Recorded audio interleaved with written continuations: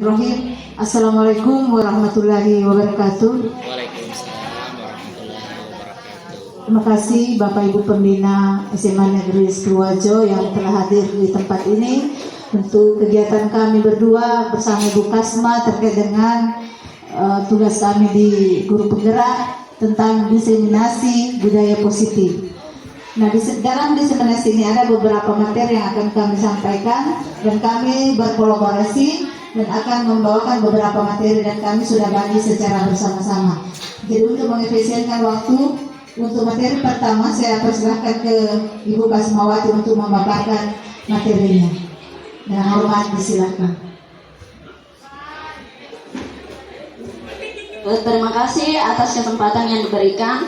Jadi adapun materi yang akan saya bawakan terkait diseminasi budaya positif, yaitu konsep-konsep kunci budaya positif. Jadi di sini untuk konsep-konsep kunci budaya positif terdiri atas 7 materi, di mana perubahan paradigma belajar, yang kedua disiplin positif, yang ketiga motivasi perilaku manusia, dan yang keempat kebutuhan dasar manusia akan dijelaskan dan akan dipaparkan oleh saya sendiri. Kemudian untuk materi selanjutnya yaitu posisi kontrol restitusi, kemudian keyakinan kelas, dan yang ketiga segitiga restitusi akan dipaparkan oleh rekan saya yaitu Ibu Andi Senong SIP SPD. Kemudian kita lanjut di perubahan paradigma belajar. Untuk perubahan paradigma pembelajaran, yang pertama pembelajaran harus berpihak kepada murid. Jadi di sini untuk pembelajaran itu kita ujung-ujungnya kembalikan kepada para murid, yaitu pembelajaran yang berpihak kepada murid. Kemudian selanjutnya sistem pendidikan nasional tidak mungkin berjalan baik sendirian. Artinya di sini untuk sistem pembelajaran kita membutuhkan yang namanya kolaborasi antar semua pihak dalam pemangku kependidikan, apakah itu entah murid, guru, para orang tua siswa, pokoknya semua pemangku kependidikan. Kemudian selanjutnya teknologi harus dimanfaatkan sebagai fasilitas pendidikan. Jadi di sini sesuai dengan Ki Hajar Dewantara yang mengatakan bahwa tuntunlah anak sesuai dengan kodrat alam dan kodrat zaman. Jadi di sini untuk zaman sekarang kita yang membutuhkan yang namanya teknologi. Jadi untuk proses pembelajaran, baik pembelajaran yang menarik, kita membutuhkan yang namanya teknologi. Kemudian selanjutnya merubah mindset pada para birokrat. Lanjut. Kemudian di sini perubahan paradigma ada 2, yaitu stimulus respon dan teori kontrol. Di mana untuk perubahan paradigma tentu mempunyai perbedaan antara stimulus respon dan teori kontrol. Di mana kita bisa lihat perbedaan dari poin pertama. Untuk stimulus respon, kita mencoba mengubah orang agar berpandangan sama dengan kita. Sedangkan teori kontrol mengatakan bahwa kita berusaha memahami pandangan orang lain tentang dunia. Kemudian poin yang kedua, perilaku buruk dilihat sebagai suatu kesalahan. Ini menurut stimulus respon. Kemudian untuk teori kontrol, semua perilaku memiliki tujuan. Yang ketiga, orang lain bisa mengontrol saya. Untuk teori kontrol, hanya Anda yang bisa mengontrol diri Anda. Jadi di sini terlihat perbedaan yang sangat signifikan antara stimulus respon dengan teori kontrol. Selanjutnya, saya bisa mengontrol orang lain. Sedangkan di teori kontrol, Anda tidak bisa mengontrol orang lain. Selanjutnya, pemaksaan ada pada saat bujukan gagal. Untuk teori kontrol, kolaborasi dan konsensus menciptakan pilihan-pilihan baru. Kemudian selanjutnya model berpikir menang atau kalah. Sedangkan pada teori kontrol, model berpikir menang dengan menang. Jadi untuk stimulus respon, ujungnya dia itu berpikir menang, ada yang menang dengan ada yang kalah. Kemudian untuk teori kontrol semuanya menang-menang, artinya di sini positif. Selanjutnya saya akan menjelaskan tentang disiplin positif. Di sini untuk disiplin positif ada timbul pertanyaan, apakah makna disiplin? Jadi disiplin berasal dari bahasa Latin yaitu disciplina yang artinya belajar. Makna asal dari kata ini berkonotasi dengan disiplin diri dari murid-murid Socrates dan Plato. Kemudian disiplin diri membuat orang menggali potensinya menuju sebuah tujuan apa yang dia hargai. Kemudian untuk disiplin, namun dalam budaya kita makna kata disiplin telah berubah menjadi sesuatu yang dilakukan seseorang pada orang lain untuk mendapatkan kepatuhan. Kemudian kecenderungan umum adalah menghubungkan kata disiplin dengan ketidaknyamanan, bukan dengan apa yang kita hargai atau pencapaian suatu tujuan yang mulia. Kemudian di sini nilai-nilai kebajikan yang ingin dicapai oleh setiap anak Indonesia kita kenal dengan profil pelajar Pancasila.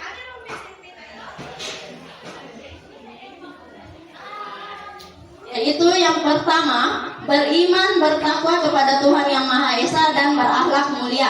Kemudian dimensi yang kedua dalam profil pelajar Pancasila yaitu mandiri. Yang ketiga bernalar kritis. Yang keempat berkebinekaan global. Yang kelima bergotong royong. Dan yang keenam adalah kreatif.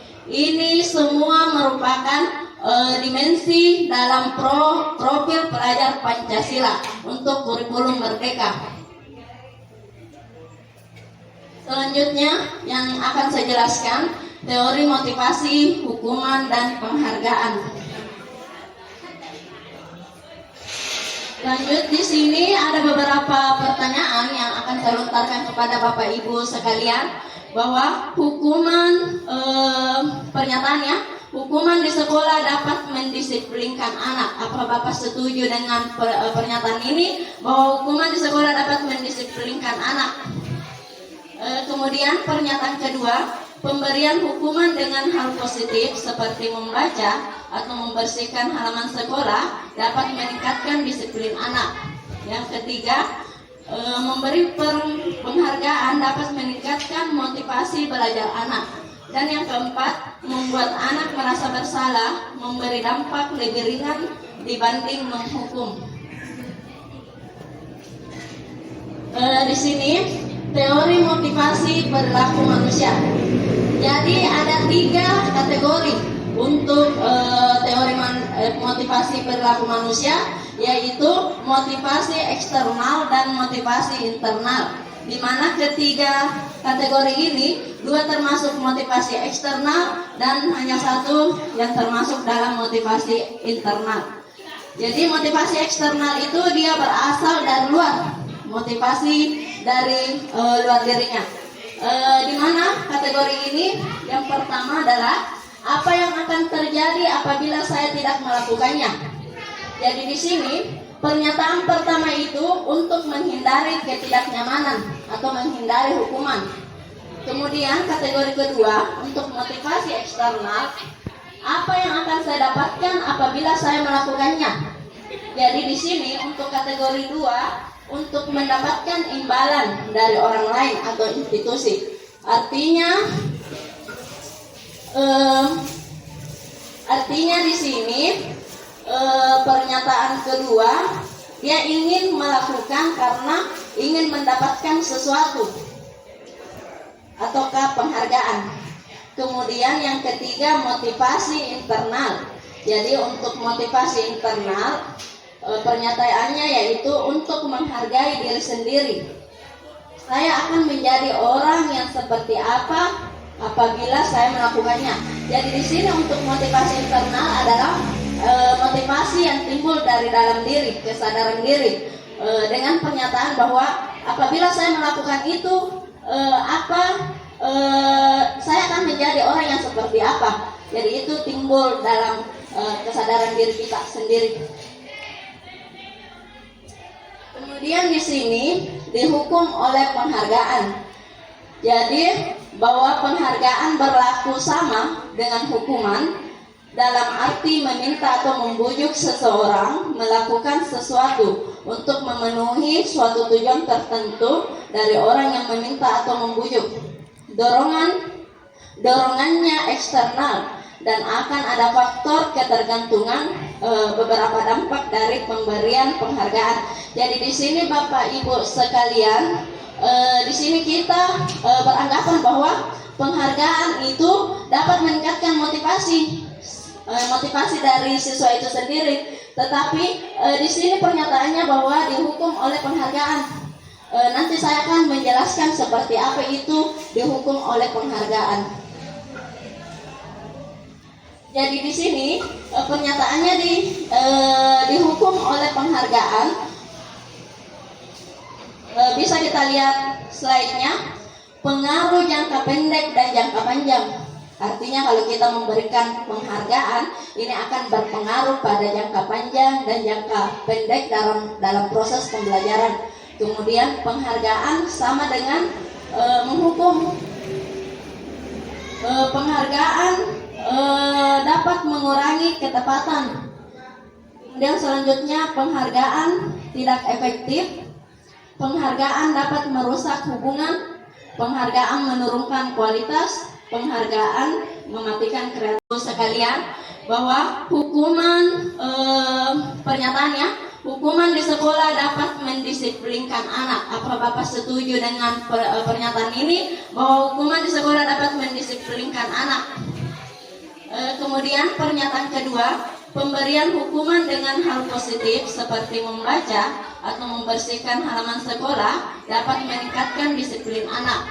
Yang ketiga, memberi penghargaan dapat meningkatkan motivasi belajar anak.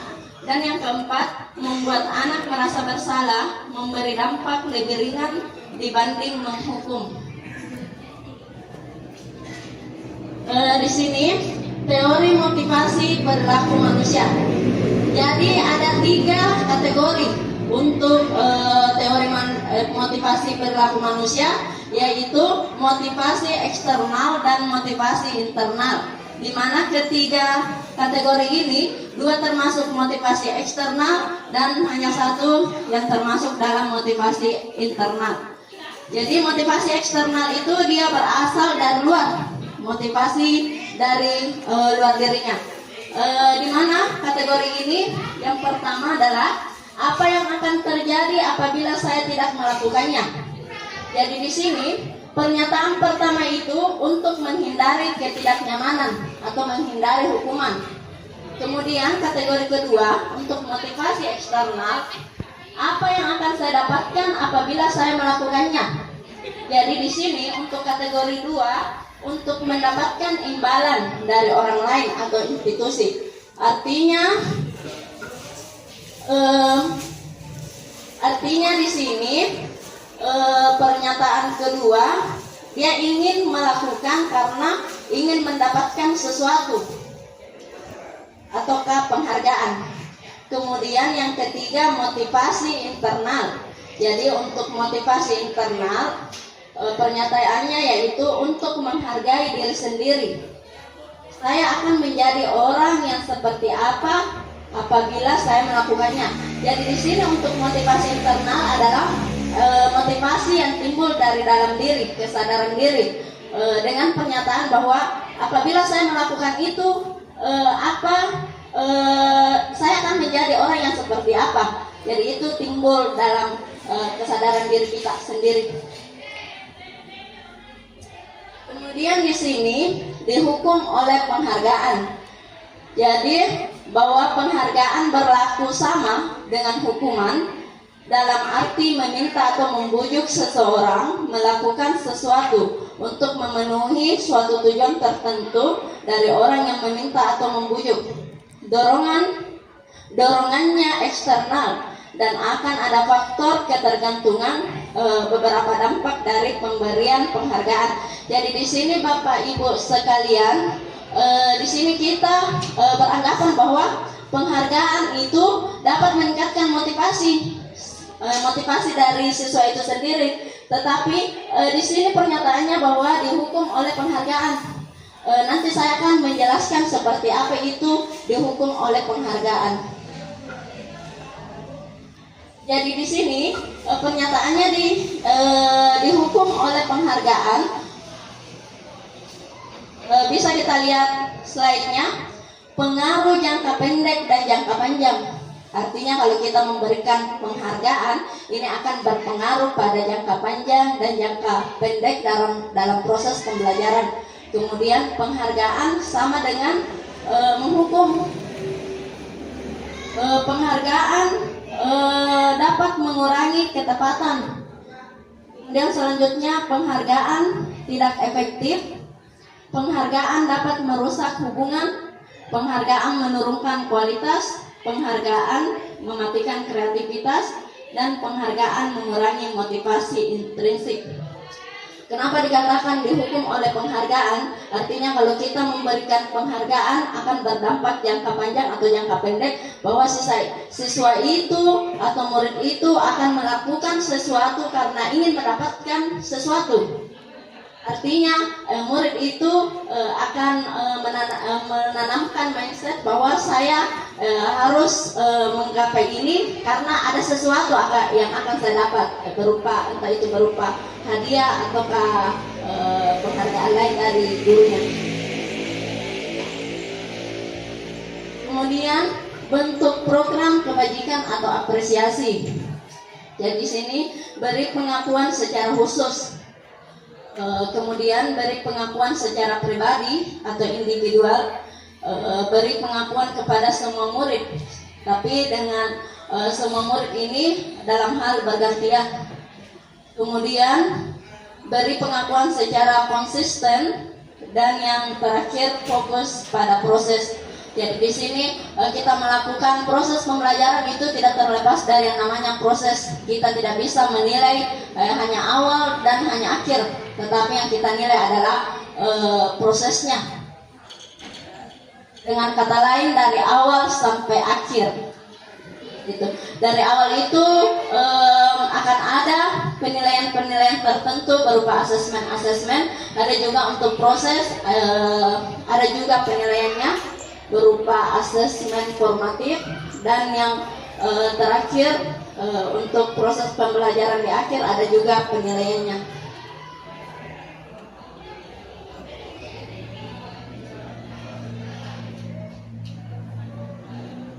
Jadi di sini di slide ini ada tindakan guru, kemudian untuk tabel yang ujung ada hukuman atau konsekuensi. Jadi dari tindakan guru apakah termasuk hukuman atau konsekuensi? Jadi beda antara hukuman dengan konsekuensi.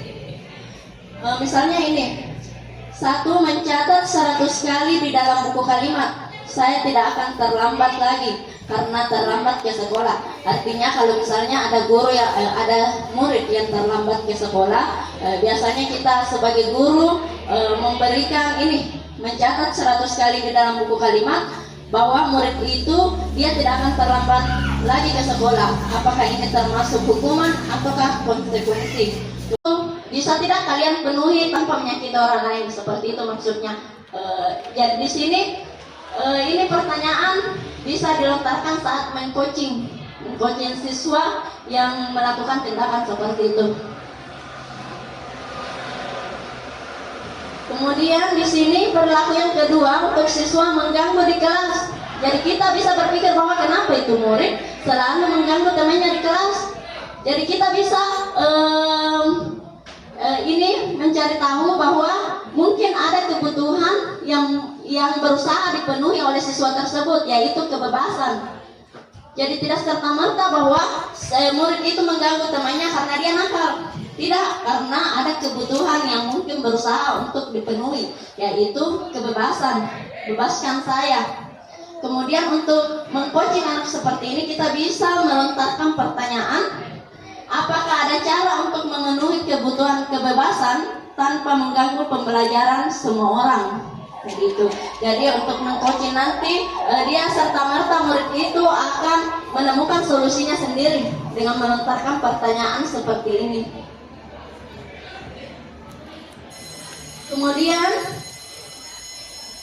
untuk materi selanjutnya, yaitu 5 posisi kontrol akan dijelaskan atau dipaparkan oleh rekan saya, yaitu Ibu Andi Senong, SIP, SPD. Kepada beliau disilakan. Terima kasih Ibu Kasma atas kesempatan yang diberikan. Baiklah, saya akan mencoba menjelaskan terkait dengan 5 posisi kontrol guru.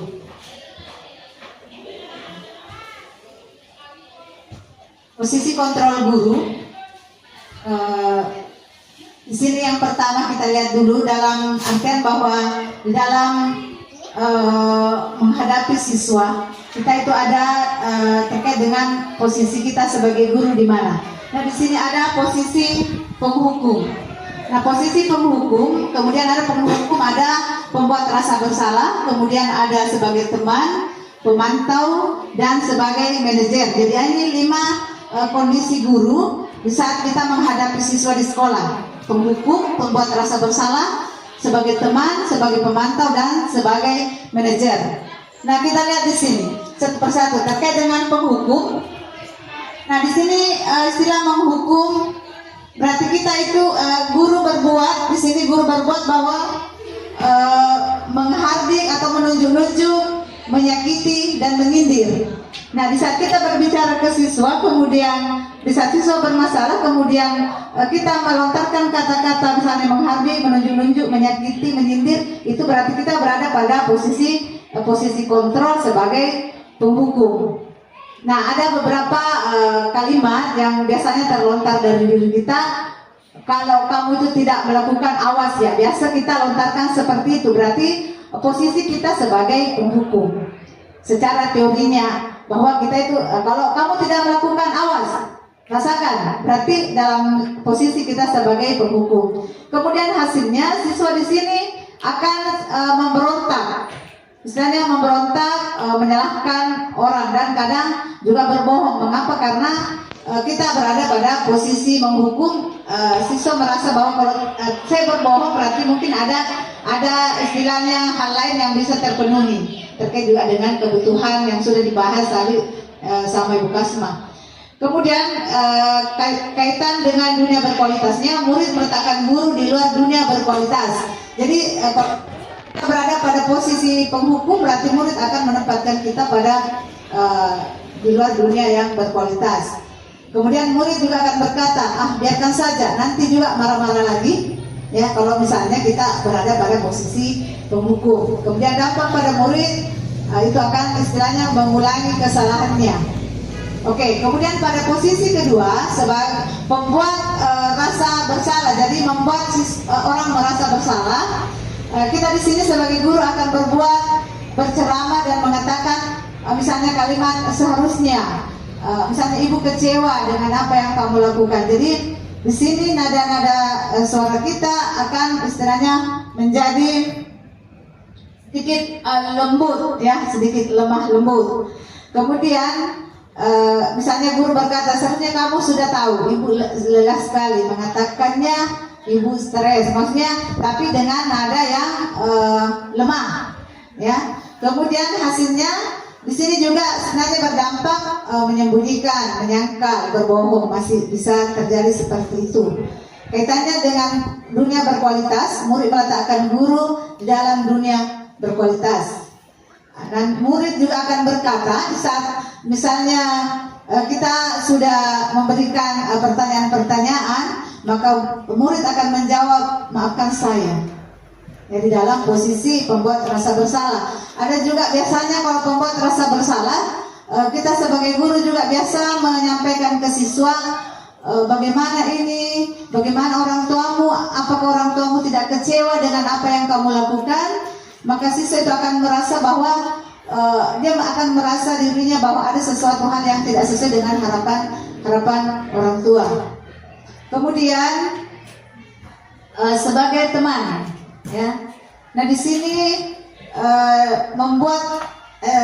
guru membuat alasan-alasan untuk muridnya. Misalnya guru berkata, ayolah lakukan demi ibu. Jadi kita seolah-olah hubungan kita dengan siswa itu seperti teman. Nah, di sini juga ada positif negatifnya nanti. Karena mengapa? Karena ada ketergantungan siswa terhadap gurunya. Ya. Kemudian kaitannya dengan dunia berkualitas, murid meletakkan guru sebagai orang yang sangat penting di dunia berkualitasnya. Kemudian murid akan berkata, saya pikir Bapak Ibu teman saya, ternyata begitu. Kemudian dampak pada murid akan menjadi lemah, tidak mandiri dan ada ketergantungan. Selanjutnya pada posisi guru sebagai pemantau, di situ kita sudah mulai menghitung dan mengukur. Ya, mengukur berarti kita membuat di sini catatan-catatan kecil terkait siswa, seorang siswa terkait dengan apa pelanggaran-pelanggaran siswa, maka kita akan membuat daftar checklist, membuat catatan checklist, membuat catatan-catatan kecil terkait pelanggaran-pelanggaran siswa. Kemudian di sini juga guru akan berkata apa peraturannya. Jadi kita ada, kalau memantau berarti di saat ada siswa bermasalah kita memanggilnya, kemudian kita bertanya apakah ada peraturannya. Dan setelah itu hasilnya akan menyesuaikan diri bila diawasi, bahwa siswa nanti akan merasa bahwa saya diawasi, dipantau. Jadi dengan melihat catatan-catatan yang sudah dibuat oleh seorang guru. Kemudian sebagai manajer, guru di sini sebagai manajer akan mengajukan pertanyaan-pertanyaan. Ya, misalnya apa yang kita yakini, apa yang bisa kita kerjakan untuk memperbaiki masalah yang ditemukan oleh siswa. Kemudian hasilnya akan menguatkan pribadi, memunculkan kemandirian siswa. Kemudian murid meletakkan dirinya sebagai individu yang positif dalam dunia yang berkualitas. Dan murid juga akan berkata, bagaimana cara saya bisa memperbaiki keadaan. Jadi di manajer itu bagaimana seorang guru dan murid bersama-sama memproses sesuatu itu. Jadi bersama, ada kolaborasi. Jadi ada kesalahannya, kita berikan pertanyaan, kemudian siswa sendiri, murid kita yang menyadari sendiri dan memberikan solusi terhadap dirinya sendiri. Kita hanya sebagai mengatur, memanage apa yang menjadi kekurangan dan kesalahan peserta didik kita atau murid kita. Oke, ini ada gambar terkait dengan bergerak antara peraturan, pemantau, konsekuensi, dan hadiah, hampir sama tadi dengan yang sudah dijelaskan oleh Ibu Kasmawati. Kemudian nilai-nilai manajer memperbaikinya, maksudnya kalau manajer itu kecenderungannya memperbaiki, memanage, mengatur, ya. Terima kasih. Next. Nah, di sini ada latihan, contoh-contoh latihan. Misalnya, saya kecewa sekali dengan kamu. Ya, siapa yang mengatakan berarti membuat orang merasa bersalah. Saya kecewa sekali dengan kamu. Kemudian ada, kamu tidak pernah benar melakukannya. Itu dalam skala sebagai penghukum. Ayolah lakukan demi Bapak Ibu, demi Ibu. Berarti dia dalam konteks sebagai teman. Ya boleh dimunculkan mungkin tabe. Ya oke, seperti itu. Apakah kamu mau mendapatkan stiker bintang hari ini? Berarti kita berada posisi pemantau. Ya, bagaimana kamu bisa menyelesaikan masalah ini? Manajer. Jadi ada itu posisi-posisi kontrol guru. Misalnya dari pertanyaan-pertanyaan kita saja bahwa kita berada pada posisi ini. Kamu selalu yang paling terakhir. Jadi kalau ada siswa misalnya mengumpulkan tugas, kemudian di saat memang sudah terakhir dia mengumpulkan terakhir, tapi di saat kita siswa itu mengumpulkan tugasnya, kemudian kita mengatakan kamu itu selalunya begitu, selalu terakhir saja. Berarti posisi diri kita sebagai guru adalah posisi pemberi hukuman atau menghukum. Oke, baik, sebelum saya sampaikan terkait dengan keyakinan kelas, jadi ini posisi kontrol guru.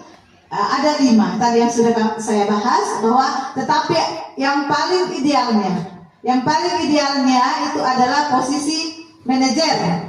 Nah, karena mengapa posisi manajer? Karena di posisi manajer itu sudah ada bisa menggali sebagai teman, bisa menjadi teman, bisa sebagai pemantau, akhirnya berada pada posisi manajer. Jadi idealnya di manajer kita berada, tetapi dalam kondisi dan situasi itu kadang kita tidak bisa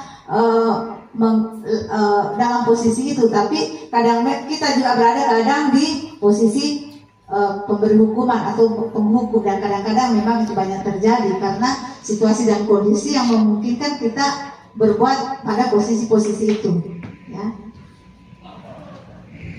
Oke, baik, Bapak Ibu, terkait materi selanjutnya yaitu keyakinan kelas, ya. Mengapa tidak peraturan saja? Mengapa harus keyakinan kelas? Apa sih bedanya antara peraturan dan keyakinan? Mengapa kita memiliki peraturan harus menggunakan helm misalnya, mengendarai kendaraan roda 2? Mengapa kita memiliki peraturan membuang sampah di tempatnya? Mengapa kita peraturan harus datang tepat waktu pada saat mengikuti misalnya pelatihan atau seperti apa yang kita kerjakan pada hari ini? Mengapa peraturan? Ya, istilah peraturan, kalau peraturan itu kan sebenarnya muncul dari guru itu, ya. Kadang kita mengatakan tidak boleh begini, tidak boleh begini, tidak boleh membuang sampah di sembarang tempat, tidak boleh terlambat masuk di kelas, tidak boleh terlambat mengumpulkan tugas, ya. Itu aturan misalnya datangnya dari guru. Nah, istilah keyakinan kelas dari aturan yang sudah dilontarkan ini, atau mungkin ada siswa kita menuliskan harus tidak boleh terlambat, tidak boleh buang sampah. Nah, inilah nanti akan dikembangkan masuk ke dalam keyakinan kelas. Jadi keyakinan kelas itu lebih mengarah kepada nilai-nilai kebajikan yang secara universal. Nah, itulah yang diharapkan siswa mengembangkan di dalam kelasnya.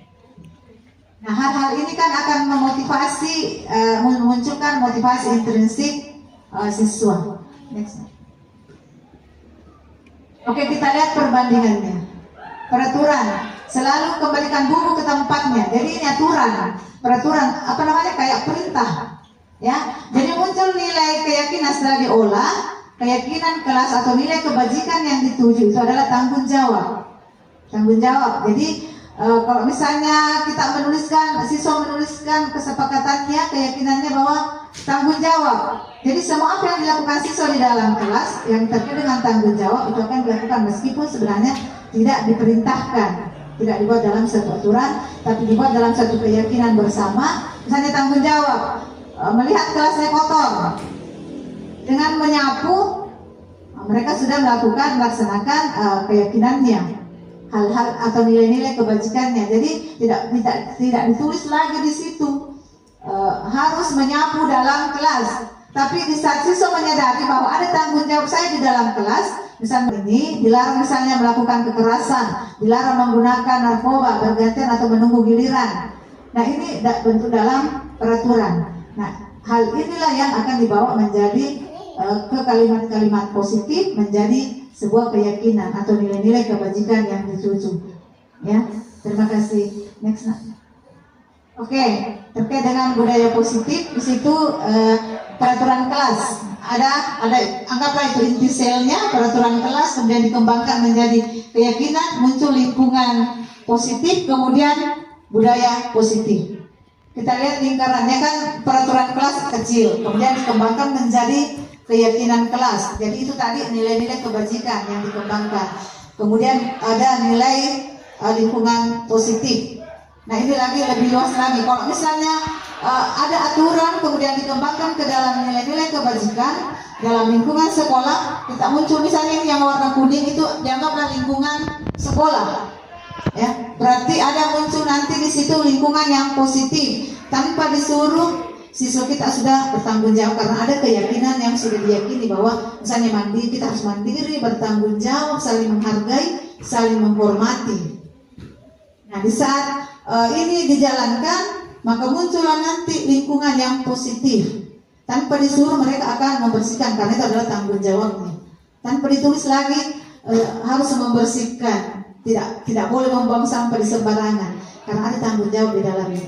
Nah, dalam perkembangannya lingkungan misalnya yang warna kuning ini, kalau misalnya sudah muncul lingkungan positif, nah akan berkembang menjadi budaya positif. Sudah tidak repot mikir lagi. Tidak ada lagi susahnya bahwa karena sudah menjadi budaya. Kalau sudah membudaya berarti hal-hal yang terbaik itulah yang selalu dikembangkan. Sudah membudaya, misalnya rasa tanggung jawabnya sudah membudaya, meskipun bukan tugasnya, tapi dia melihat sampah, pasti dia akan langsung membersihkannya karena itu sudah membudaya. Ya. Salim-salim misalnya, sambut salam tanpa ini. Kemudian ada misalnya literasi Al-Quran karena sudah membudaya atau sudah masuk di dalam konteks yang skala besarnya warna coklat, tanpa disuruh di pagi hari mereka langsung akan datang di aula atau langsung membaca kitab suci Al-Quran misalnya ya. Oke, ini perbandingannya ya, kesepakatan kelas. Kan ada kesepakatan ya, kemudian kesepakatan kelas, kami guru dan murid yang saling menyayangi, itu bentuk kesepakatannya datang. Kemudian kami murid yang semangat belajar, kami murid yang peduli dengan teman-teman.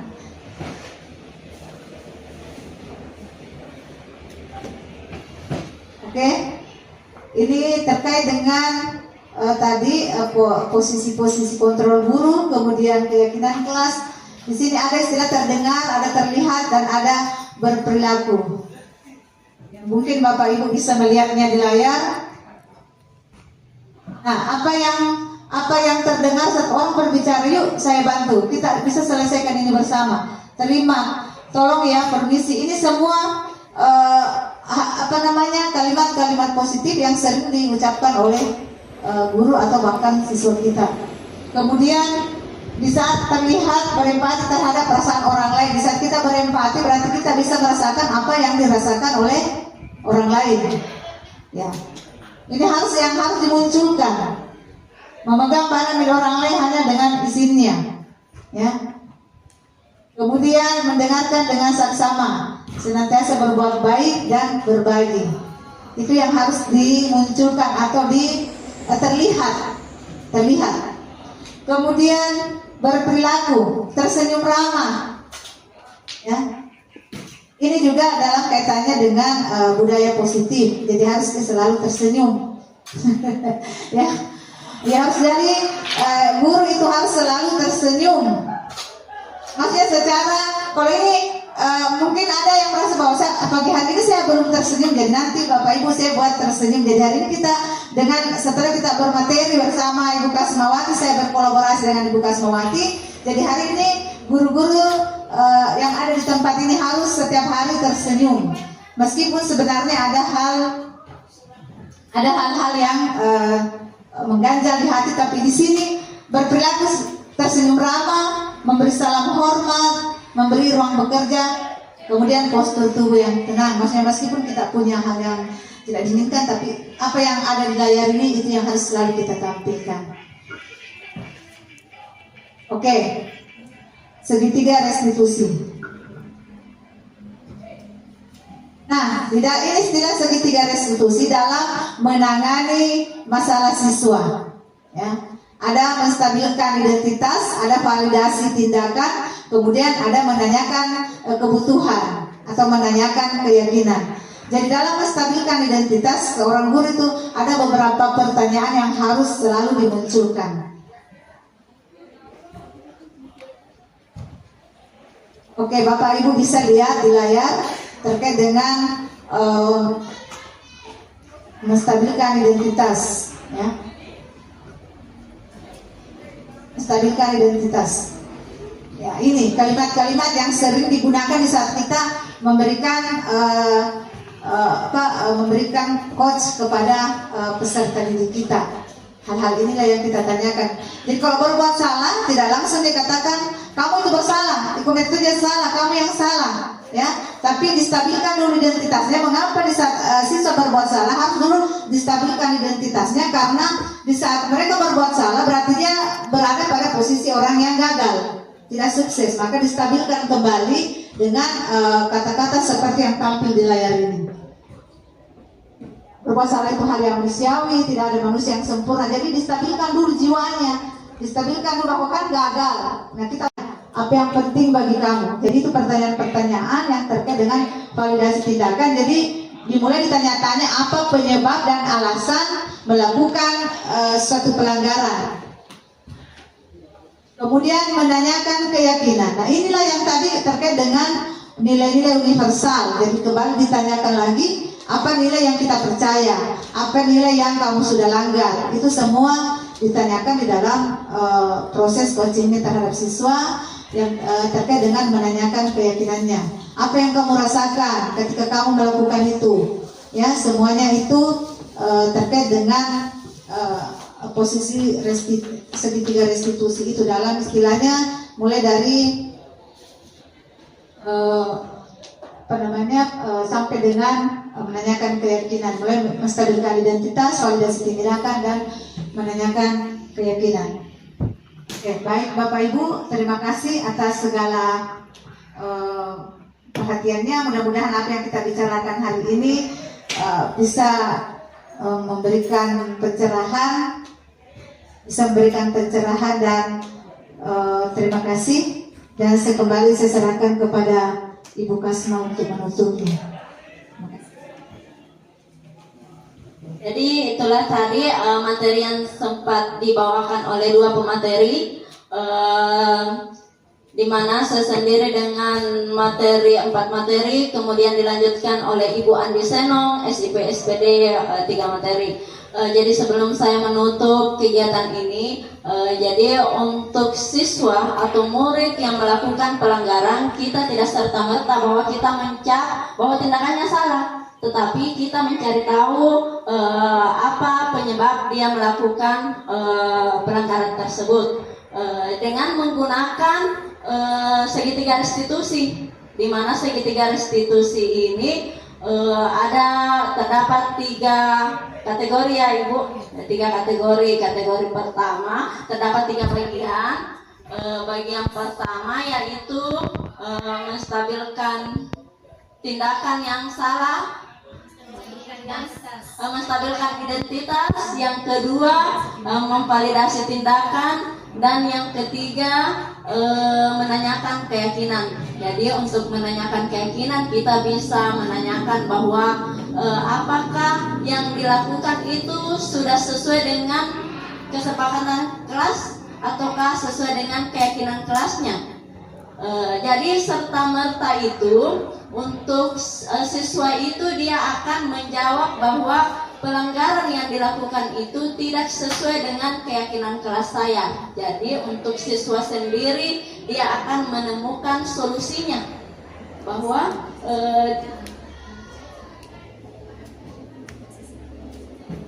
jadi bisa disampaikan, bisa dilontarkan, kita sebagai guru bisa melontarkan pertanyaan bahwa sudah sesuaikah dengan keyakinan kelasmu. Jadi siswa itu dia akan menjawab bahwa apa yang saya lakukan tidak sesuai dengan keyakinan kelas saya. Jadi kita bisa lagi melontarkan pertanyaan bahwa apa yang bisa kamu lakukan untuk memperbaiki tindakan yang sudah kamu lakukan. Jadi serta-merta siswa itu akan tergali solusinya sendiri bahwa yang akan saya lakukan adalah seperti ini untuk sesuai dengan keyakinan kelas saya. Jadi untuk segitiga restitusi ini kita mengcoaching murid yang melakukan pelanggaran-pelanggaran, dan murid itu akan menemukan solusinya. Bukan kita yang memberikan solusi, tapi murid yang akan menemukan solusi dengan melontarkan beberapa pertanyaan-pertanyaan. Mungkin dari Bapak Ibu sekalian, dari materi yang sudah disampaikan, sempat ada yang mau melontarkan pertanyaan, kami silakan. Apakah ada yang mau bertanya dari posisi kontrol kita sebagai guru, posisi apa yang paling tepat yang digunakan? Apakah sebagai penghukum, pemantau, sebagai teman, sebagai manajer, atau pembuat merasa bersalah? Mungkin ada yang mau ditanyakan seperti itu? Ataukah ada yang mau bertanya materi lain, boleh?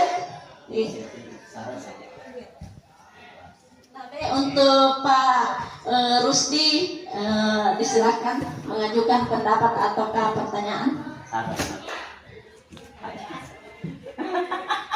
video di Ki. Karena nanti kan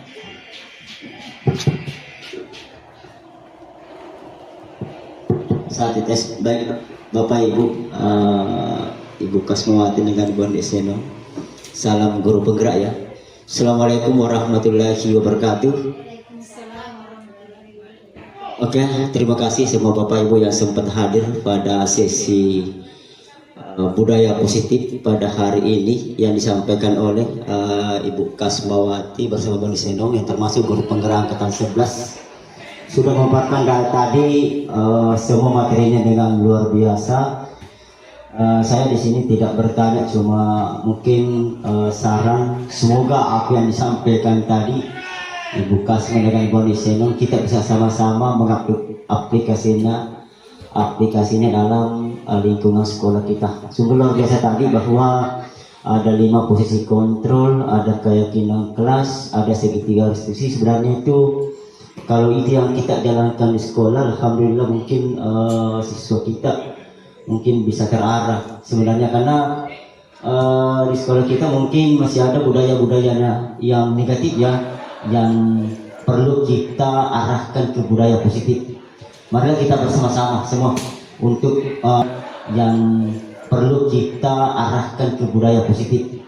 Mari kita bersama-sama semua untuk melaksanakan apa yang disampaikan oleh tadi dari teman kita, dari guru penggerak angkatan 11. Harapanku nanti dalam kelas ini barangkali peraturan kelas nanti mungkin yang ada adalah keyakinan kelas ya, keyakinan kelas yang ada di lingkungan belajar atau di ruang kelas. Yang kedua adalah kalau misalnya nanti mendapatkan anak-anak yang melakukan suatu kesalahan, marilah kita bersama-sama belajar melakukan yang namanya segitiga restitusi. Jangan langsung menjas anak-anak bahwa ini bersalah, karena tadi disampaikan oleh Bu Kasma kemungkinan besar ada kebutuhan yang belum terpenuhi sehingga bisa berbuat seperti itu. Dan memang adanya seperti itu Bapak Ibu, jadi kondisi seperti itu. Jadi saya mungkin saran dari saya katakan sungguh luar biasa dari Ibu Andi Seno dan Ibu Kasmawati memaparkan materinya. Harapan kita bersama-sama nanti bisa kolaborasi untuk melaksanakan budaya positif ini supaya anak-anak menjadi bertanggung jawab, tidak perlu lagi dipanggil. Contoh kecil kebersihan, sampah dan sebagainya, kalau perlu nanti tidak perlu dipanggil, tapi sudah betul-betul bertanggung jawab, tidak perlu disuruh, sudah bisa membuat sampah pada tempatnya. Jadi mudah-mudahan nanti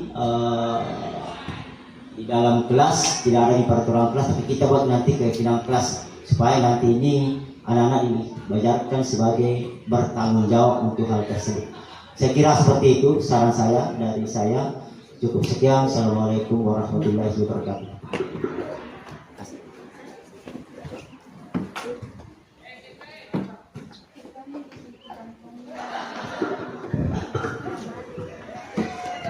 Terima kasih Bapak Rusdi telah memberikan saran dan masukannya terkait dengan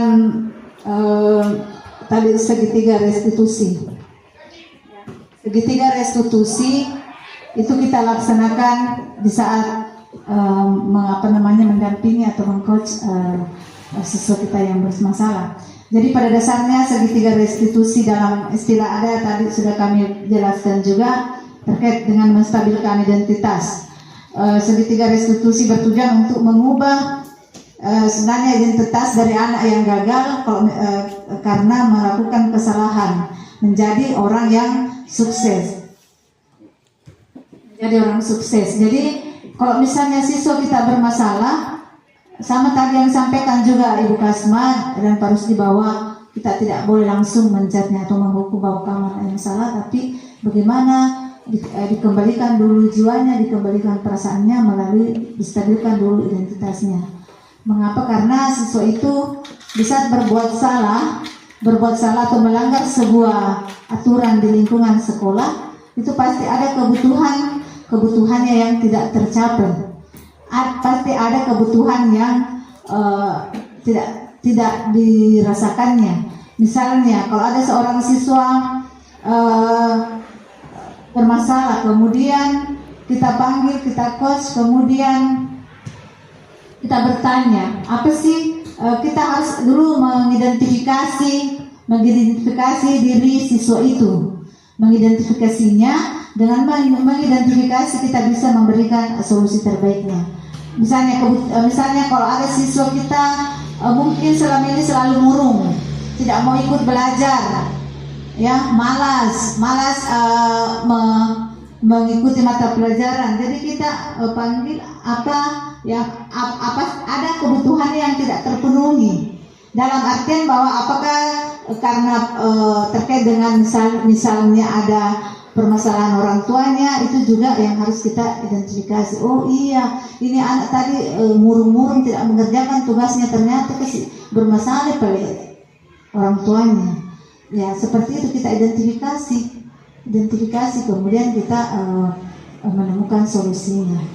Karena ada kebutuhan kasih sayang, ingin diterima. Kadang ada siswa juga, biasa juga bapak ibu, selalu ini anak ini mau diperhatikan, karena memang dia butuh akan perhatian dan kasih sayang dalam konteks kebutuhan manusia.